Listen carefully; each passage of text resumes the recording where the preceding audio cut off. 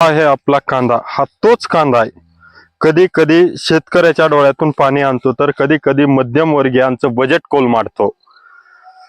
तर त्या ह्या कांद्याशिवाय आपल्या जेवणाचं ताट कधीच पूर्ण होत नाही.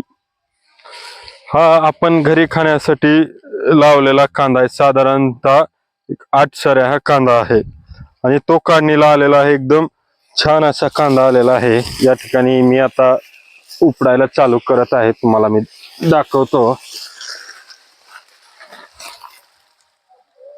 राजकीय सत्ता उलथापालथ करण्यासाठी देखील कांद्याचा महत्वाचा वाटा आहे.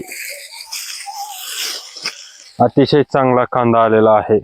आणि त्याचबरोबर हे आहेत बुडक्या लावलेल्या कांद्याच्या, जेणेकरून आता आपल्याला कांदा लावण्यासाठी बी धरता येईल, बी घरीच तयार करता येईल. कारण यावर्षी कांद्याचं मार्केट चांगलं होतं. सरासरी बरेच दिवस, महिनापेक्षा साधारणतः 2-2.5 महिने टिकून राहिल्यामुळं भावही चांगला मिळाला कांद्याला. एक माझा असा अंदाज आहे की यावर्षी नक्कीच कांद्याच्या क्षेत्रामध्ये वाढ होऊ शकते आणि त्याचा परिणाम असा होऊ शकतो की मार्केट टिकून राहिल्यामुळं बियाचे देखील भाव वाढतील. त्याच्यासाठी आपण घरीच बी धरण्यासाठी बुडक्या लावलेल्या होत्या. त्याला आता हे गोंडे आलेले आहेत, काही बियाला आलेले आहेत, तर काही आणखीन हिरवे आहेत. त्याच्यामध्ये बघू शकताय तुम्ही, काळं काळं दिसतंय, तो बी तयार झालेला आहे. इकडे पहा, याच्यात देखील हे बी तयार झालेला आहे आणि हा हिरवा गोंडा आहे.